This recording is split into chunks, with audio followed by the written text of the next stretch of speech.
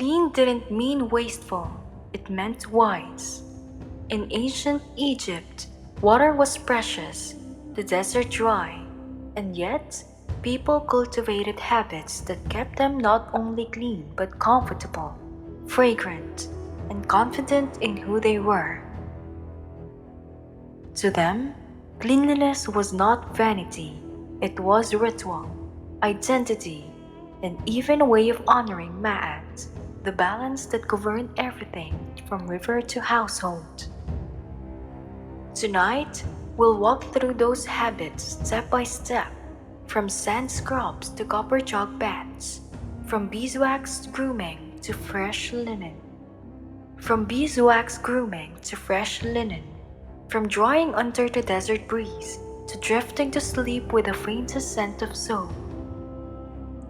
You'll see how low water methods worked, how oils and cloth helped the skin, and how rituals of cleanliness shape daily rhythm. For our longtime listeners, this is perhaps our gentlest domestic episode yet, pairing beautifully with our explorations of food, dress, and leisure. For casual learners, you'll pick up timeless hygiene ideas, many still practical today. And if this is your first journey with us, think of it as a spa day in a sandland, a tour of ancient comfort, soothingly slow. Stay with me, from grit to glow. In 6 steps, you'll know exactly how the Egyptians stayed clean in the desert. Before water came friction, to the Egyptians, the first step of cleanliness was often dry, scrubbing away dust, sweat, and oils with tools and powders that needed no pouring, no river, no jar. Sand itself was a cleanser. Fine grains scooped into the hand and rubbed across the skin worked like a natural brush, loosening grit, drawing out oils, leaving the body refreshed. Sometimes ash was added, pale dust from burnt wood or reeds, its alkalinity lending a gentle cleansing bite. Mixed together, sand and ash made a dry scrub, more effective than water alone in removing the film of desert sweat. Tools helped, simple reed brushes, bunches of palm fibers bound together, even carved wooden scrapers, all used to work the sand across limbs and shoulders. The motion mattered. Long strokes down the arm, circular rubs across the chest, brisk sweeps across the legs. The act was both functional and ritual, a way of preparing the body for the day. There was a rhythm to it. In the cool morning, before the sun grew harsh, people stepped outside courtyards, stripped to simple wraps, and brushed one another down. Families helped, parents scrubbing children, companions tending each other's backs. It was communal, unashamed, the way laundry was shared or meals were eaten together. Cleanliness was not a private obsession, but a shared rhythm of life. Ash carried symbolic weight too. It came from fire, from transformation, and using it to cleanse was like beginning the day with renewal. The Egyptians saw no contradiction between dust and purity. To them, purity was balance, and balance began with sweeping away the night's sweat, the previous day's dust. The sensation was invigorating, a gentle scratch, a warmth blooming in the skin as circulation returned. It left the body not polished smooth, but refreshed, ready. And just as important, it left the water jars untouched, saving the precious resource for when it was truly needed. But scrubbing was only the start. To feel fully renewed, one needed the water line, a controlled pour, a shared ritual, copper glinting in the morning sun. That is where we go next. After the scrubbing came the water, not buckets splashed, Not wasteful immersion, but careful, controlled pouring. The line of water as deliberate as a brush stroke. In Egypt, water was life itself, pulled from the Nile, stored in clay jars, carried in skins across long courtyards. To waste it was unthinkable, and so bathing did not mean submerging.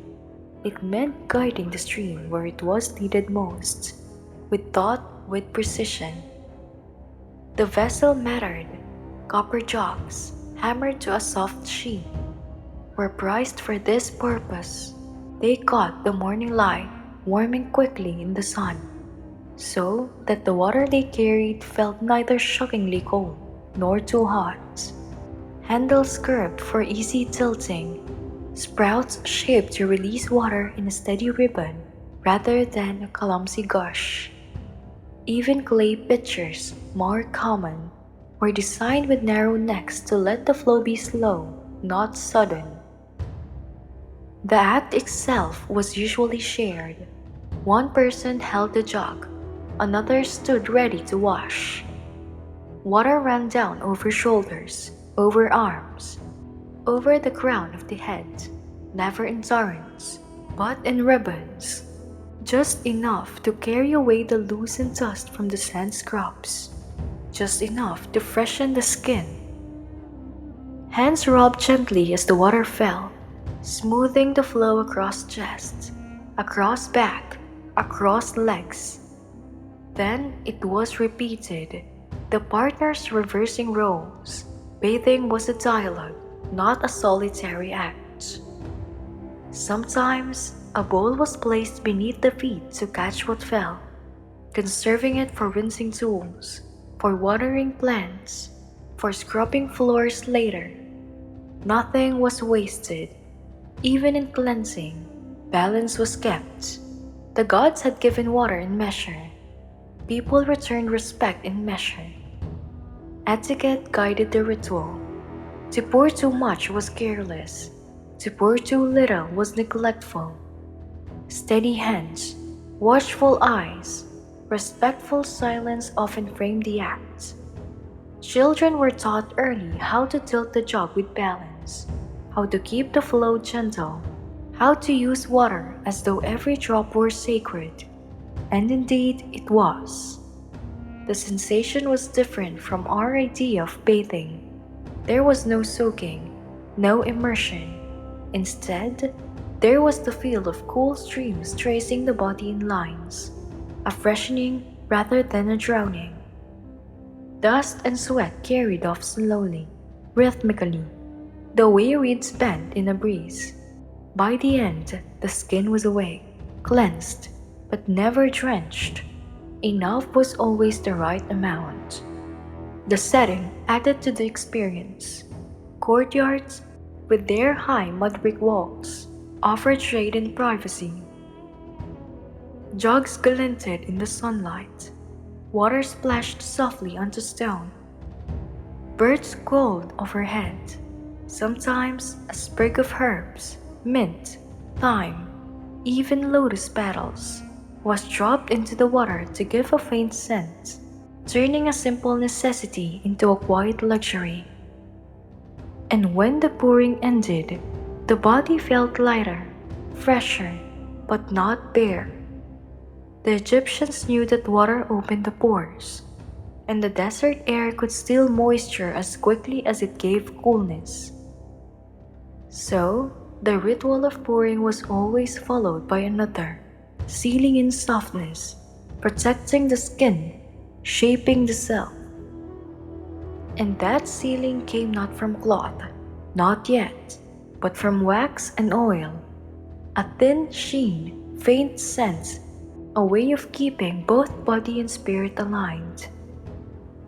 The morning ritual was not complete until beeswax had been smoothed, until hair was shaped, until the sheen of modest fragrance wrapped the person like invisible linen. That is where we go next.